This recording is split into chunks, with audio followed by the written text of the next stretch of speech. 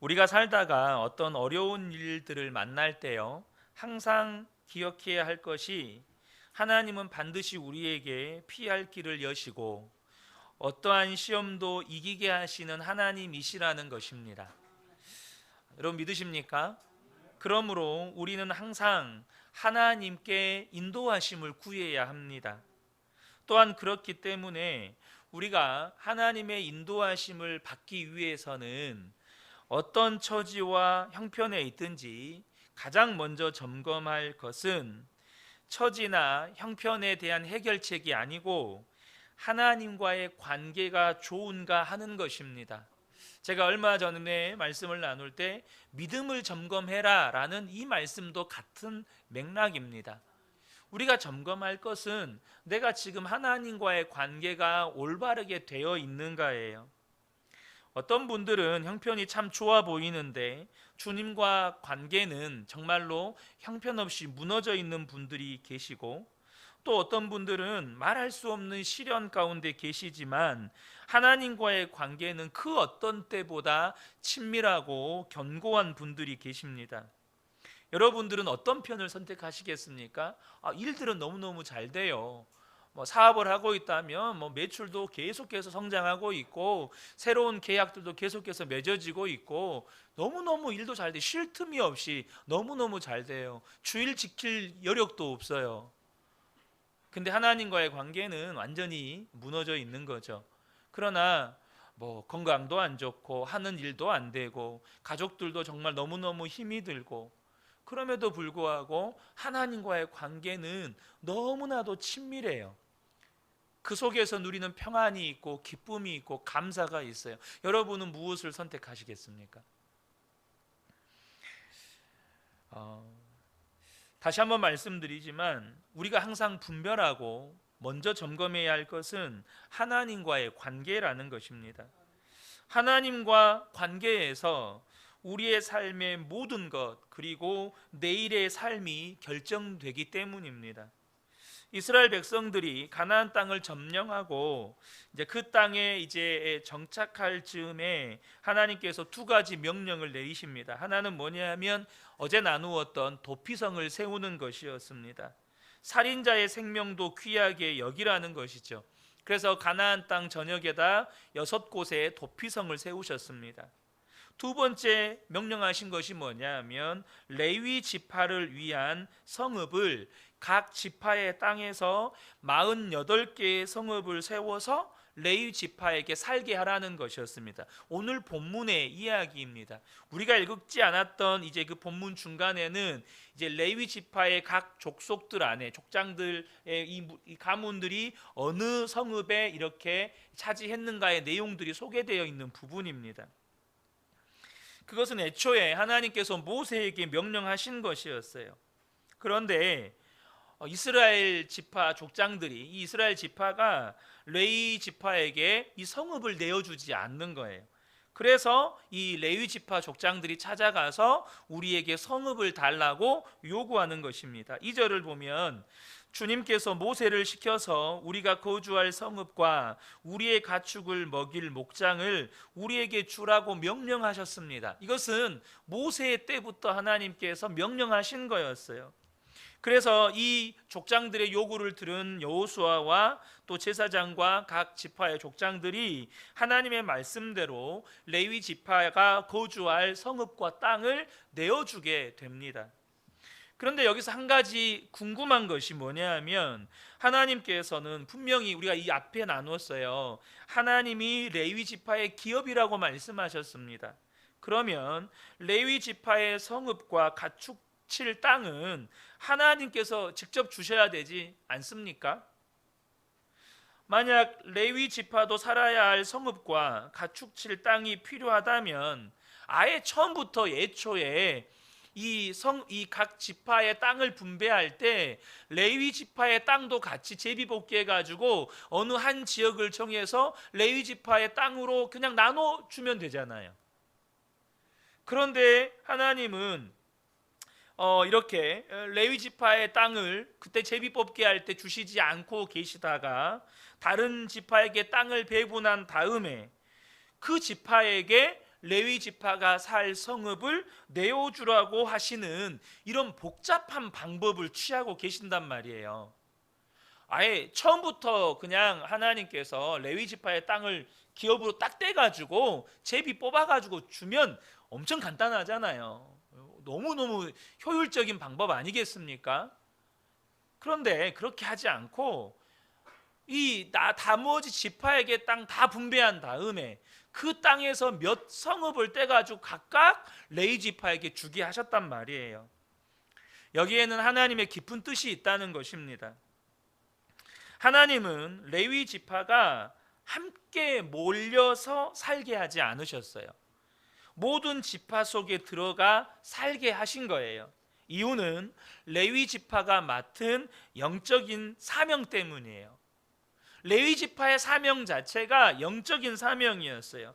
이스라엘 백성과 하나님과의 올바른 관계를 만들어주는 그런 직책을 레위 지파에게 맡기셨습니다.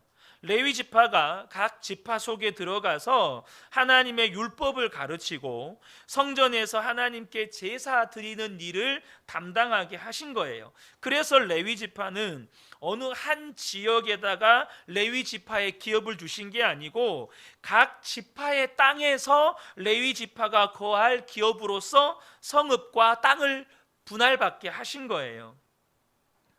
이스라엘 백성들은 자기 지파 땅 안에 있는 레위 지파가 살 성읍을 내어주고 그리고 11조를 바치고 하나님께 제사를 드리는 제물을 바침으로 레위 지파가 먹고 살 수 있도록 하신 것입니다. 그러니까 이스라엘 백성들과 하나님과의 관계가 올바로 맺어지는 사명은 레위 지파가 감당하고 그 레위 지파가 먹고 사는 것은 이스라엘 백성들이 책임지도록 만든 거예요. 그래서 지금 이스라엘 백성들의 믿음이 좋으면 레위 지파는 풍족하게 잘 사는 겁니다. 이스라엘 백성들의 믿음이 무너지고 하나님과의 관계가 깨지면 레위 지파는 먹고 살 길이 없어지는 겁니다. 레위 지파는 이스라엘 백성들의 영적인 상태를 그대로 보여주는 지표가 되는 거예요. 눈에 보이는 지표인 거예요. 레위 지파가 어떤 상태로서의 삶을 살아가고 있는가가 이스라엘 백성들의 영적 상태를 나타내는 지표가 되도록 하나님께서 하셨다는 거예요. 그게 하나님의 계획이었습니다. 이스라엘 각 지파가 땅을 분배받았지만 레위 지파가 살 성읍을 내어 주기까지는 아직 이스라엘 백성들이 가나안 땅을 온전히 정복한 게 아니에요. 무슨 말이냐? 분명히 오늘 본문 말씀에 보면 이스라엘 백성들이 이제 가나안 땅을 거의 다 정복한 거예요. 그럼에도 불구하고 이 레위 지파에게 그들이 거주할 성읍을 내어주지 않았다면 아직 가나안 땅이 온전히 정복된 게 아니라는 거예요.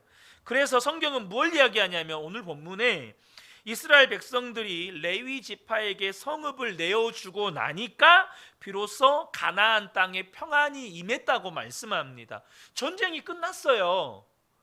전쟁이 끝났는데 언제 평안이 임했냐면 전쟁이 끝나서 평안이 임한 게 아니고 레위 지파에게 성읍을 내어주고 난 다음에 그 땅에 평안이 임했다는 거예요. 44절에 보면 주님께서 그들의 조상에게 맹세하신 대로 사방에 평화를 주셨다. 또한 주님께서 그들의 모든 원수를 그들의 손에 넘기셨으므로 그들의 원수 가운데서 어느 누구도 그들에게 대항하지 못하였다.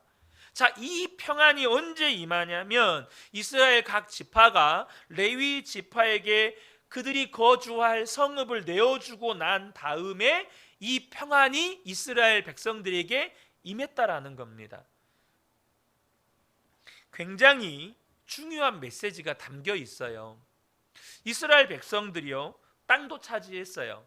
성읍도 지었습니다. 거기서 농사도 짓고 소출도 얻었어요.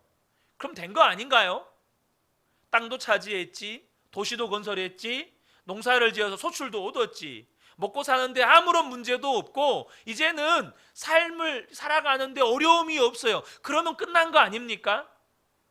그러나 성경은 아직까지 부족하다는 거예요. 아직까지 다 이룬 게 아니라는 겁니다. 그들 땅 안에서 하나님과의 관계를 위하여서 세움받은 이 레위 지파가 살 성읍이 주어지기까지는 아직 이스라엘 백성들은 진정한 평화를 누릴 자격이 안 된다는 거예요. 왜냐하면 레위 지파가 사명을 감당할 수 없으니까 그들과 하나님과의 관계가 바로 세워질 수가 없는 거예요. 레위 지파가 그들의 사명을 감당할 수 있도록 그들이 거주할 성읍이 주어져야 이제 하나님과의 관계가 비로소 올바로 세워지고 그 땅 가운데 평화가 임하는 것입니다. 그 당시 이 가나안 땅은 이제 전쟁이 끝나고 정착 시기예요. 무슨 말이냐? 각 지파가 땅을 분배받았지만 아직도 개간해야 되고 건설해야 되고 할 땅들이 많이 남아 있는 거예요. 그리고 그곳에서 성읍 건설하고 농사도 지어야 하고, 그러니까 얼마나 바빠요. 또 그 지파 안에 살펴야 할 이들이 얼마나 많습니까? 정복 전쟁이 끝난 지가 얼마 되지 않았기 때문에 여러분, 가장이 죽어서 고아와 과부가 된 사람들도 많이 있었겠죠. 그러니까 성읍도 짓고 농사도 짓고 땅도 개간해야 되고 가장을 잃은 이 고아와 과부된 자들도 돌봐야 되고 막 정신이 없는 거죠. 너무너무 바쁜 거예요. 그러니 레위 지파에게 신경 쓸 여력이 어디 있겠어요? 상황이 그러니까 이 각 레위 지파 족장들이 이제 이 각 지파가 레위 지파에게 성읍을 내어줄 생각을 못하고 있으니까 이 레위 지파 족장들이 여호수아와 제사장에게 찾아간 겁니다. 분명히 레위 지파는 자기들에게 하나님께서 성읍을 내어주라고 말씀하셨고 이걸 기다리고 있는데 나머지 지파들이 도무지 성읍을 내어줄 기미가 보이지 않은 거죠. 그래서 여호수아와 제사장에게 가서 말하는 겁니다. 우리들에게 성읍을 주어야 하지 않습니까? 하나님께서 그렇게 명령하지 않으셨습니까?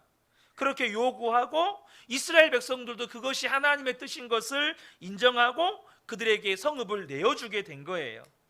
그제서야 이스라엘에게 진정한 평화가 임한 것입니다. 누구도 대적하지 못하는 그런 평화가 임했다고 성경은 말하고 있어요. 이것은 이 시대를 살아가는 우리에게도 하나님께서 동일하게 주시는 메시지입니다.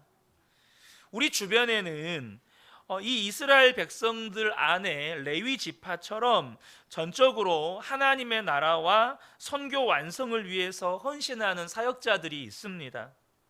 우리에게 그 사역자들을 먹이고 돌보고 그들도 가정을 꾸리고 또 자녀를 가르칠 수 있게끔 도와야 할 책임이 있다는 거예요.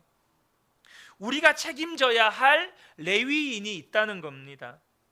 만약 하나님 앞에 전적으로 헌신한 사역자들을 돌보지 못해서 그들이 자기들의 사명을 감당하지 못하게 된다면 그것은 저와 여러분에게도 그것은 재앙이에요. 여러분, 무엇이 이스라엘 백성들 가운데 가장 큰 재앙이었습니까? 성경은 한결같이 이야기합니다. 사무엘이 아직 어린아이였을 때, 그러니까 사사시대 말기였죠. 엘리 제사장이 있을 그때 무엇이 가장 재앙이었습니까? 하나님께서 이스라엘 백성들에게 말씀하지 않으심이 가장 큰 재앙이었어요. 하나님의 침묵이 가장 큰 재앙이었어요.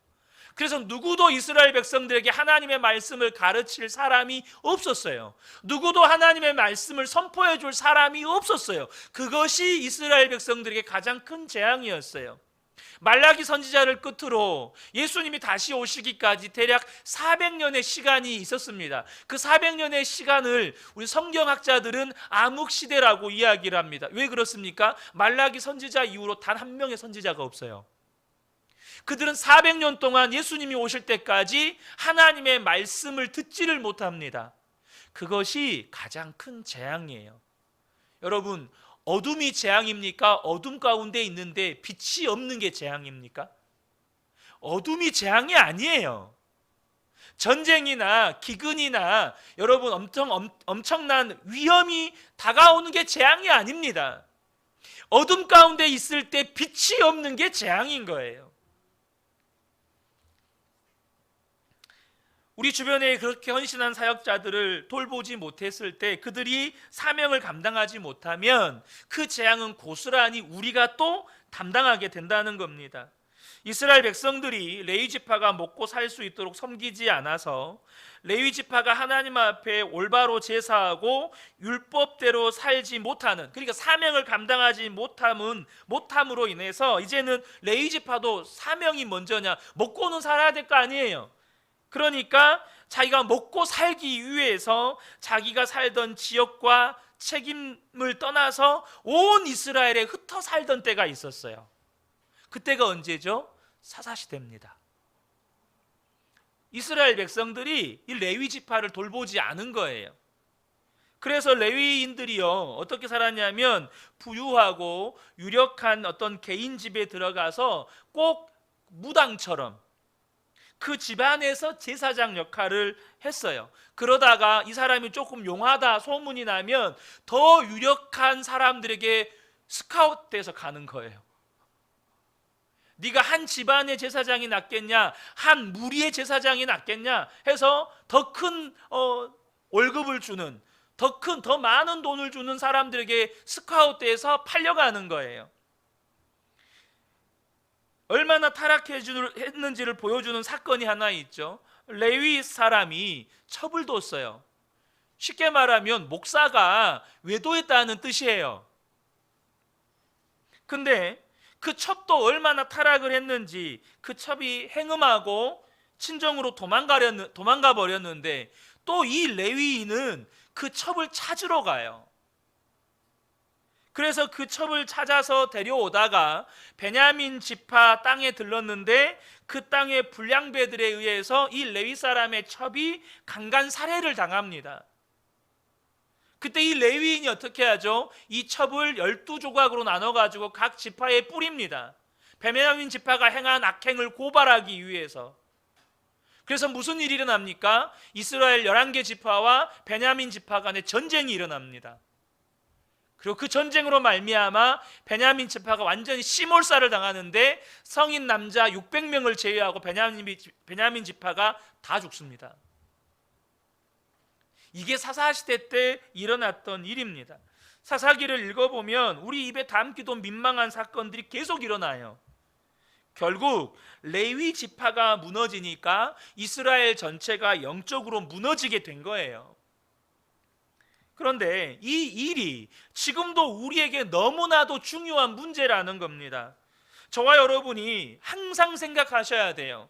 돈도 벌어야 되고 집도 마련해야 되고 자녀 교육도 시켜야 되고 사업도 잘해야 되고 우리 자녀들 공부도 원하는 만큼 해야 하죠. 그러나 우리 주변에 하나님의 일을 위해서, 하나님 나라를 위해서 전적으로 헌신하는 그런 사역자들이 사명을 온전히 감당할 수 있도록 그들의 삶이 보장되고 그들이 잘 살고 있는지, 그들에게 불편한 것이나 모자란 것이 없는지 생각하지 않으면, 그래서 영적인 사역이 무너지면 여러분 교회 공동체도 완전히 영적으로 무너지게 된다는 거예요. 그래도 여러분 교회 목회자는 교회에서 생활비를 책정해서 살게라도 해주잖아요. 그런데 선교단체 간사님들이나 선교사님들은 생활비를 주는 곳이 없습니다. 그분들은 대부분 통장 하나 가지고 있어요. 거기에 후원하시는 분들이 후원금을 보내주시면 그것으로 그것만큼 후원받은 만큼 한 달을 삽니다. 여러분 세상에 이렇게 불안정한 삶이 어디 있습니까? 똑같이 하나님의 일을 위해 헌신하는 분들인데 어떻게 선교단체 간사님들이나 혹은 이렇게 선교사님들은 이렇게 삽니까? 예수전도단 창립자이신 로렌 커닝햄 목사님이 이런 말씀을 하셨습니다. 하나님께서는 왜 이렇게 일하게 하시는가? 그 이유는 이렇게 함으로써 하나님의 종들에게 하나님이 실제하심을 매 순간 확신케 하시려는 것이다. 저는 뭐 예수전도단을 잘 알지는 못합니다. 제 주변에 예수전도단 사역했던 몇몇 간사님들을 알고 지내는 분들이 있지만 어쨌든 그 내부적인 사역은 잘 알지 못해요. 하지만 어쨌든 예수전도단이 귀한 사역을 감당하고 있는 것만큼은 분명합니다. 그렇게 귀한 사역을 감당할 수 있는 원동력이 저는 여기 있다고 봐요. 여러분 한번 생각해 보세요. 오늘 필요한 게 있어요. 그런데 내게는 정해진 월급을 주는 곳이 없어요. 그래서 할 수 있는 게 뭐죠? 통장은 비었고 할 수 있는 건 하나님께 기도할 뿐이죠. 하나님, 우리에게 이게 필요합니다. 쌀이 필요합니다. 난방비가 필요합니다. 우리 애들 학비가 필요합니다. 병원비가 필요합니다. 그렇게 기도하면 또 어느 순간에 필요한 만큼 후원금 통장에 돈이 들어와 있는 거죠. 이 일이 여러분 삶 속에서 자주, 매주, 매월 그렇게 경험되면 그 안에 무엇이 생기죠? 믿음이 생기는 겁니다. 하나님을 온전히 신뢰하는 믿음이 생기는 거예요.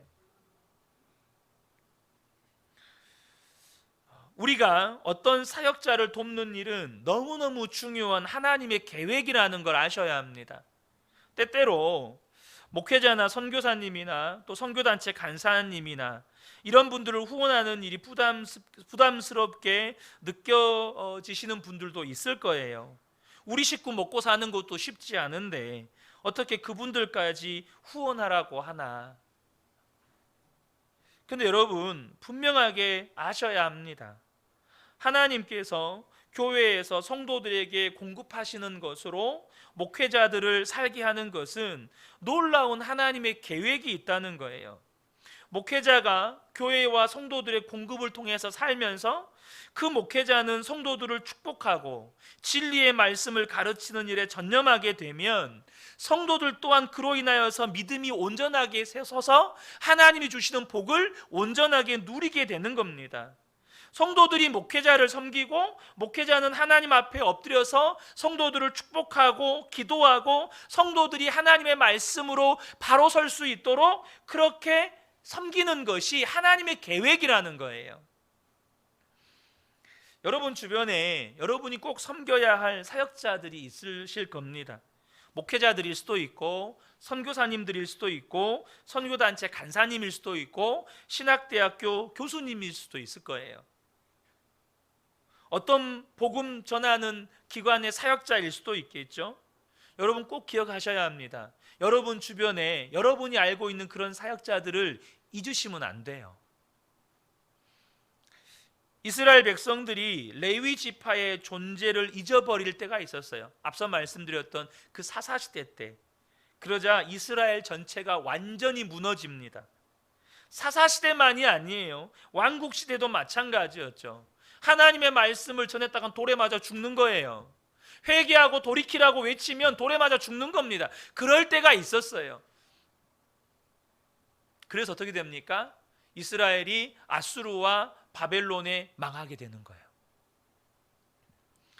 이스라엘 백성들이 영적으로 충만하고 하나님 앞에 복되게 살면 레위 지파가 잘 사는 거예요. 그러므로 여러분과 어떤 형태로든지 관련이 있는 사역자들, 그런 분들이 정말로 사명을 감당할 수 있도록 부족함이 없는지 여기에까지 여러분의 생각이 미쳐야 비로소 하나님께서 우리에게 주신 그 평안이 임하고 복이 임하는 거예요. 여러분이 이걸 명확하게 아셔야 합니다. 제가 부목사 때 종종 접해왔지만 담임 목사가 되어서 더 피부에 와닿게 느껴지는 것은 뭐냐면, 제가 종종 드리는 말씀이지만 한국 교회 안에 목회자들에 대한 성도들의 실망, 상처, 좌절, 이게 너무 크다는 거예요. 그로 인해서 신앙에 방황을 하는 분들이 너무 많아요. 그런 분들의 사연을 직간접적으로 들을 때마다 목회자의 한 사람으로서 너무나도 괴롭기도 하고 안타깝기도 하고 때로는 눈물도 나요.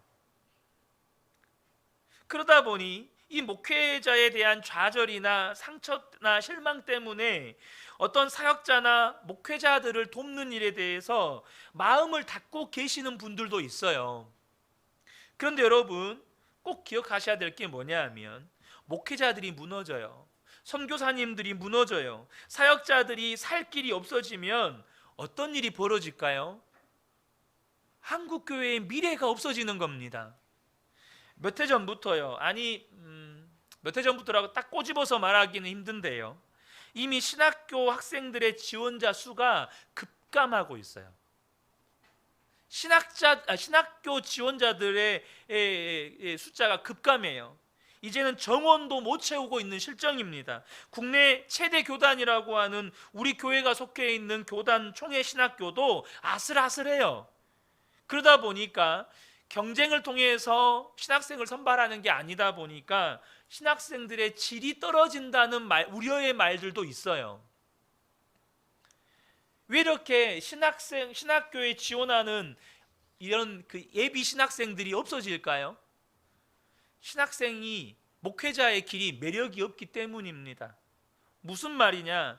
비유가 적절하지 않을 수 있지만 저희 교단 경우에 목회자가 되려면 기본적으로 7년을 공부해야 하고 목사 안수까지는 9년에서 10년이 걸립니다.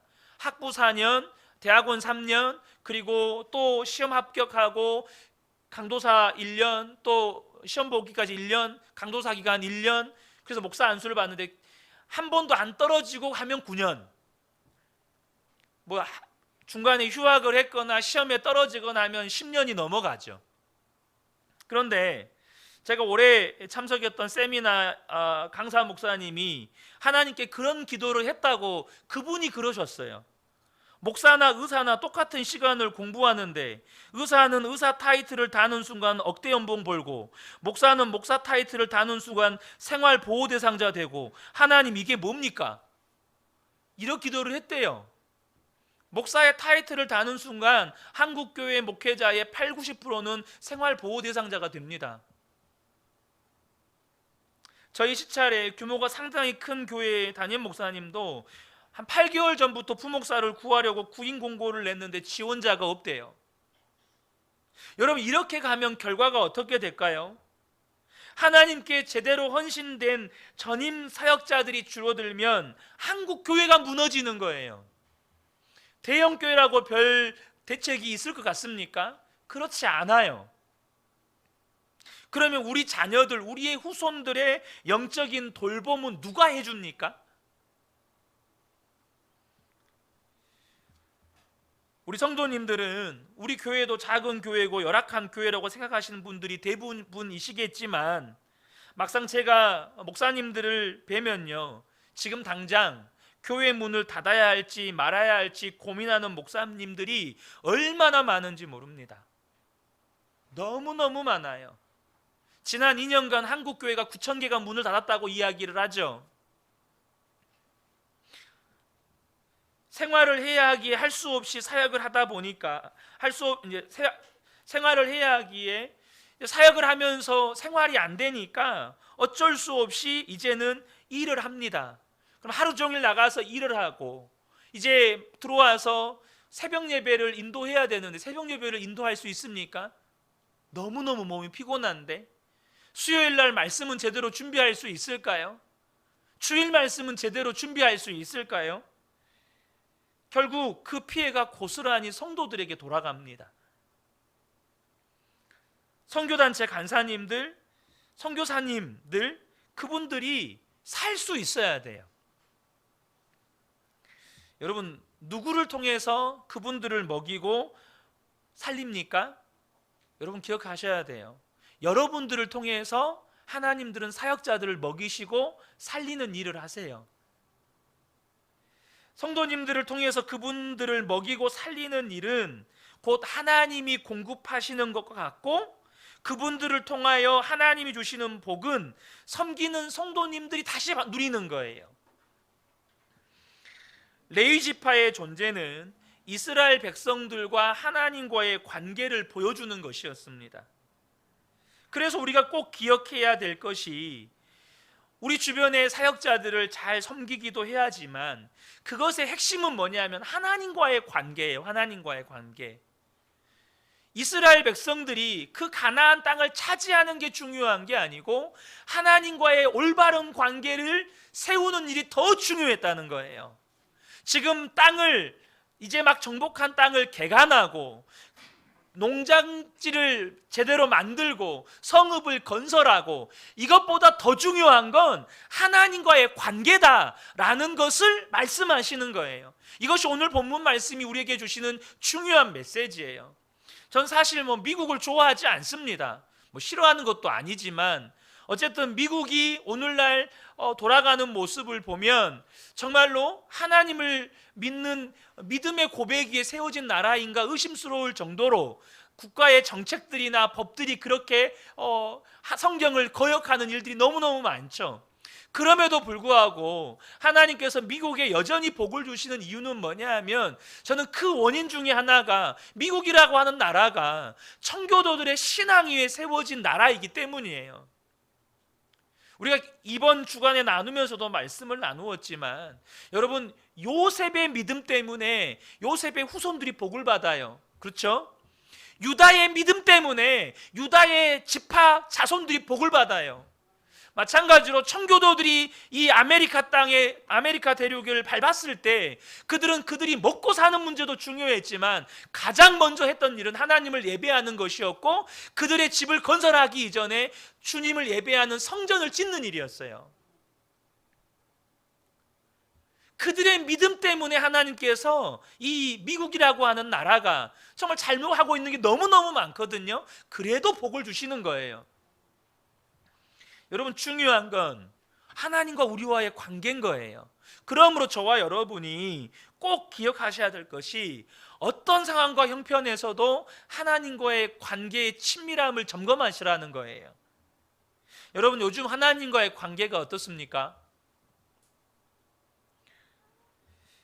여러분, 이스라엘 백성들이 하나님과 관계가 좋은지 안 좋은지는 이 레위 지파를 보고 아는 거예요. 우리도 마찬가지입니다. 여러분, 요즘에 기도의 시간은 충분하십니까? 하나님 앞에 예배할 때 예배의 감격이 있으신가요?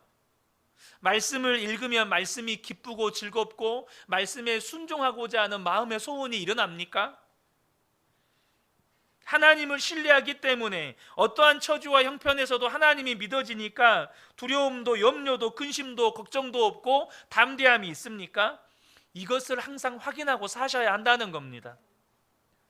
우리는 현실의 어려움이 닥칠 때, 그것이 건강상의 어려움이든 인간관계의 어려움이든 혹은 경제적인 어려움이든, 그 어려움이 닥칠 때 우리가 빈번하게 하는 실수가 뭐냐 하면 그 현상에 주목한다는 거예요. 그래서 그 현상에 대한 대책을 계속해서 강구해요. 여러분, 절대 성도는 그것으로 해결이 안 돼요. 설사 그것으로 인해서 문제는 해결될란가 몰라도 내 영적인 상태가 해결이 안 돼요. 그럼 영적인 상태가 해결이 안 된 상태에서 저와 여러분의 삶의 문제 해결은 복이 아니라는 겁니다. 주님과의 관계가 해결되지 않는 상태에서 재정이 부어지고 건강이 회복되고 또 하는 일마다 잘 되고, 이건 복이 아니라는 거예요.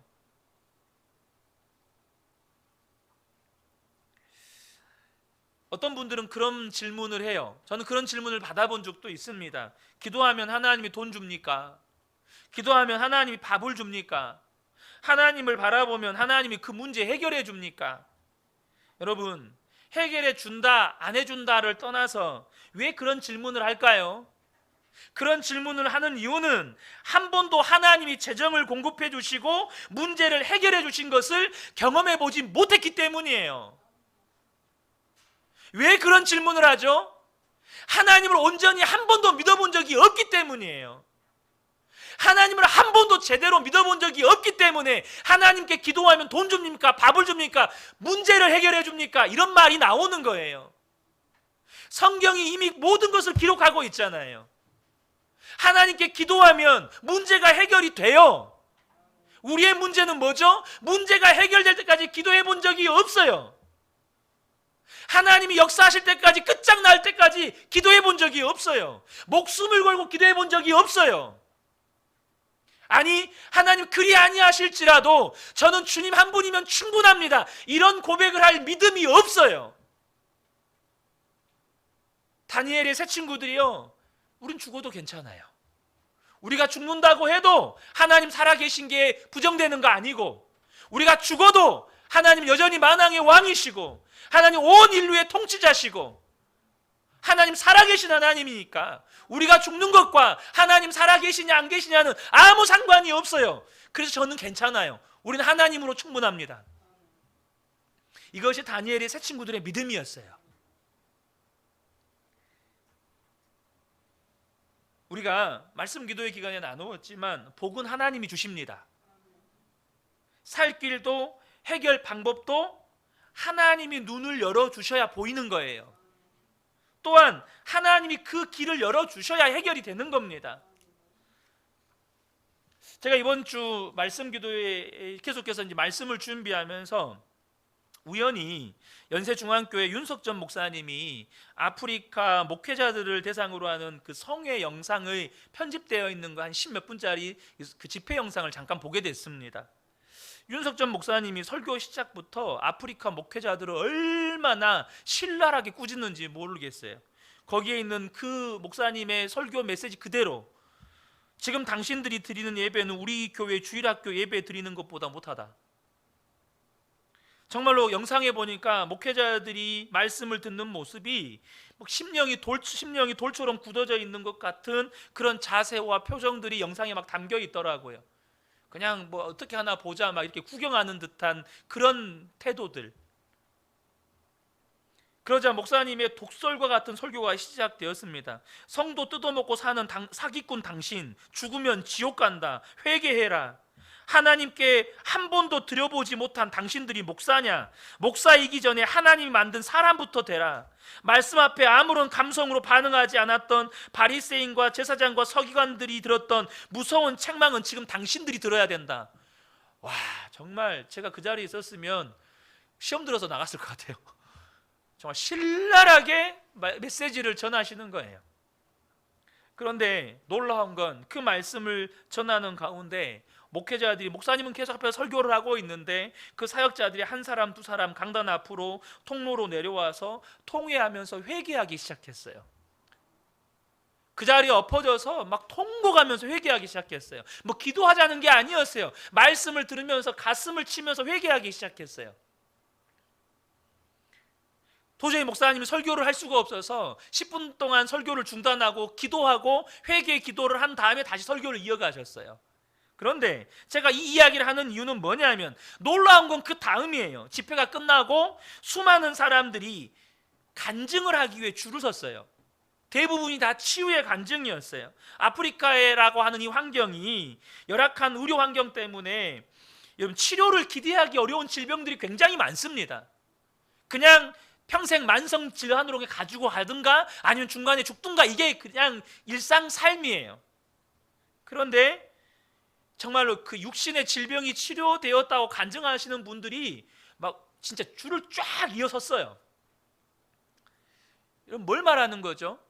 육신의 질병은 현실의 문제입니까? 영적인 문제입니까? 당장 분명히 눈에 보이는 현실의 문제였어요. 그런데 어디에서 해결됐죠? 병원 가서 수술하고 약 먹고 그래서 해결됐습니까? 그게 아니었어요. 하나님과의 관계가 해결이 되니까 그들의 삶에 꼬였던 실타래가 풀리면서 그 가운데 이 영적인 문제와 관련되었던 질병들이 해결이 된 거예요. 여러분, 하나님과의 관계가 해결이 되어야 여러분의 삶의 문제의 실타래가 풀리는 거예요. 주님과의 관계가 분명해지면 어떤 처지와 형편에서도 반드시 이겨내게 됩니다. 지나고 나면 그건 간증이 돼요. 문제는 그렇게 주님과의 관계, 영적으로 하나됨을 혼자서 유지하기가 힘들다는 거예요. 목사인 저도 마찬가지예요. 제가 여러 번 말씀드렸지만 예수 동행 일기를 제가 작년 1월 달부터 작년 1월 달부터 아니고 몇 년 전부터 썼어요. 근데 처음에 쓰기 시작했을 때는 3주 쓰다가 포기했고, 두 번째 세미나 참석하고 다시 쓰기 시작했을 때는 3개월 쓰다가 포기했고, 도저히 이래서는 안 되겠다. 제 안에 처절한 몸부림이 있었습니다. 내 영적 상태를 제가 너무 잘 아니까. 그래서 하나님 앞에 다시금 결단하고 작년 1월부터 쓰기 시작한 게 지금 1년 반이 됐어요. 그 이유가 뭘까요? 저 혼자 썼기 때문일까요? 작년 1월부터, 아니 그 전 12월 달부터 제가 우리 성도님들한테 예수 동행일기를 계속 이야기했어요. 계속 이야기했어요. 계속. 딴 게 아니에요. 이런 영적인 분위기가 만들어져야 내가 쓸 수 있을 것 같아서. 물론 성도님들은 나중에서부터 쓰기 시작했지만 계속해서 교회 안에 주님을 바라보는, 예수 동행을 해야 된다고 말하는 그 메시지를 계속 전하면서 영적인 분위기를 만들기 시작했어요. 그러니까 제가 써지더라고요. 교회가 그런 분위기로 만들어지고 있는데 정작 말씀을 전하고 있는 저는 안 해요. 여러분, 교회는요, 목회자가 안 변하면 성도도 안 변해요. 목회자가 회개하지 않으면 성도도 회개 안 해요. 목회자가 거룩하지 않으면 성도도 거룩하지 않아요. 목사가 하나님 앞에서 온전하게 서지 않으면 성도들도 하나님 앞에 온전하게 설 수가 없어요. 그래서 제가 가지고 있는 이 십자가가 무거운 건 사실이에요. 그럼에도 불구하고 이게 너무 귀한 거죠. 그게 제가 사는 길이니까. 그래서 저와 여러분이 온전한 주님과 동행하는 삶을 살기 위해서 필요한 게 교회 공동체예요. 예수 동행일기를 개인적으로 써가지만 나눔방을 통해서 나누면 서로 격려하고, 또 예배 때 은혜를 받지만 은혜 받는 것으로 끝나는 게 아니고 순모임 때 서로 나누면 또 거기서 은혜를 고백하고 서로를 격려하고 기도하는 시간을 갖는 거죠. 제가 자주 드리는 말씀이지만 여러분, 나를 위해서 기도하는 사람이 있다는 게 얼마나 큰 축복인지를 아셔야 돼요. 나를 위해서 기도하는 사람이 있다. 내가 무언가를 나눌 때 내 이야기를 들어주는 사람이 있다. 나를 있는 그대로 받아주는 사람이 있다. 나를 위해서 격려해주고 축복해주는 사람이 있다. 이거는 엄청나게 큰 축복이에요. 우리 모두에게 이 믿음의 공동체가, 교회 공동체가 필요한데, 이러한 교회 공동체는 저절로 세워지는 게 아닙니다. 여러분, 몸이 유지되려면 뼈와 살과 혈관과 신경이 서로 연결되어서 피와 산소와 영양분이 계속해서 공급이 되어져야 돼요. 적절한 운동도 있어야 되죠. 무슨 말입니까? 소통함이 있어야 된다는 거예요. 은혜의 소통함이 있어야 돼요. 은혜의 나눔이 있어야 된다고요. 매일 일기를 쓰면서 은혜를 나누고, 순모임을 통해서 은혜를 나누고, 댓글로 응원하고, 기도로 섬기고, 함께 모였을 때 또 말로 서로 섬겨주고, 이 활동들이 교회 공동체를 세워가는 너무나도 중요한 영적인 활동들이에요. 여러분, 사실 이제는 한국 교회 안에 소그룹 혹은 셀 이런 말들이 자연스러워졌지만, 한 20년, 30년 전만 해도 한국 교회 안에 소그룹을 세우기 위한 이러한 운동들이 일어났을 때 많은 성도들에게 있어서 소그룹이 굉장히 힘들었어요. 왜냐하면 그 전에 구역 예배에만 너무너무 익숙해져 있었거든요. 구역장에 와서 예배 인도하고 교제하고 끝나고 돌아가는 거. 그러니까 정작 그들의 삶이 믿음으로 살아가고 있는지, 하나님의 말씀에 순종하고 있는지, 내 삶은 변화되고 있는지 어느 것 하나 성도들의 삶이 빛 가운데로 드러나는 게 없었어요. 그래서 순모임은 어때요? 여러분의 삶의 모습들을 전부 다는 아닐 수 있지만 빛 가운데 드러내야 돼요. 예수 동행일기 나눔방은요, 여러분의 삶의 연약한 모습들을 다 빛 가운데로 드러나야 돼요. 근데 여러분, 그거 아십니까? 그게 교회를 온전히 세워가는 놀라운 영적인 활동들이에요. 왜죠? 그것을 통해서 하나님의 은혜가 흘러가는 거예요.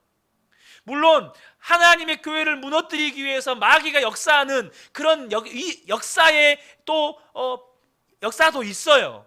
그럼에도 불구하고 여러분 꼭 기억하셔야 돼요. 그것이 교회를 온전하게 세워가는 놀라운 은혜의 작용들이에요. 사랑하는 성도 여러분, 하나님은 우리가 어떤 상황에서도 무너지지 않는 하나님과의 관계를 온전히 맺어서 살 수 있도록 만들기를 원하세요. 그래서 여러분 주변에 있는 레위 지파를 섬기셔야 돼요. 그것은 여러분에게 복입니다. 우리에게 복이에요. 여러분 주변에 있는 레위 지파는 여러분에게 복덩어리예요. 그리고 무엇보다도 우리 스스로가 하나님과의 관계가 올바르게 되어 있는지 점검하면서 사셔야 돼요.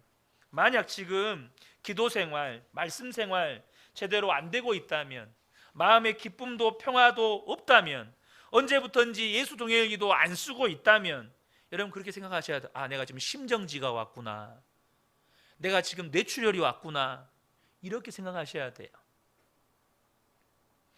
아니, 그거보다 더 큰 위기가 왔다고 생각하셔야 돼요. 여러분, 여러분의 건강이 무너지는 것보다 하나님과의 관계가 무너지는 게 더 위험한 거예요. 말할 수 없이 그건 두려운 거예요. 그러므로 빨리 하나님과의 친밀한 관계를 회복하셔야 합니다. 저는 이 말씀 기도회를 통해서 하나님께서 이제 여러분에게 주신 도전의 말씀들, 은혜의 말씀들이 있으실 거예요. 그 말씀 붙잡고 이제는 우리 모든 성도님들이 함께 하나님과의 친밀한 관계가 온전히 회복되셔야 합니다. 그래야 우리 그 은혜 교회 공동체가 하나님의 영광을 드러내는 공동체로 세워져 갈 수 있어요. 여러분 그런 말도 아시죠? 은혜 받은 다음에 시험들 일이 생긴다고, 은혜 받은 다음에 영적인 공격이 있다고. 근데 여러분 이제는 저는 그런 걸 기대해야 합니다. 은혜 받은 다음에 영적인 공격이 있어요. 근데 여러분 있잖아요, 이제 여러분의 믿음의 수준이 그런 것은 비웃어 버릴 정도로 성장하면 되지 않나요? 그런 것은 웃고 넘겨버릴 정도로 여러분의 믿음이 자라버리면 되지 않습니까? 언제까지 신앙생활 20년, 30년, 50년 했는데 이번에 은혜 받았으니까 시험 들 거 조심해야 돼, 은혜 받고 난 다음에 시험 들 거를 더 걱정하고 있어요. 은혜 받고 난 다음에 영적인 공격이 올 거를 더 걱정해요. 도대체 이게 뭡니까? 도대체 그 은혜는 왜 주셨는데요? 여러분의 삶에 어떤 마귀의 공격이 있어도 이제는 능히 이기라고 그 은혜를 주신 거잖아요. 그러므로 여러분, 저와 여러분의 믿음이 정말로 잘하셔야 합니다. 잘하시려면 핵심은 하나님과의 관계예요. 절대 이 말씀 기도회 때 받은 은혜를 은혜 받았다로 끝내시면 안 돼요. 그걸 붙잡으시고 기도의 제목 삼으시고 삶에 순종하시고 이제는 주님과 친밀한 동행을 시작하셔야 돼요. 그래야 여러분의 삶의 모든 영적인 도전들을 이겨내 갈 수 있는 것입니다. 이 밤에 함께 예배하는 우리 모든 성도님들께 놀라운 영적인 진보가 있으시기를, 신앙의 진보가 있으시기를 예수님의 이름으로 축복합니다. 아멘.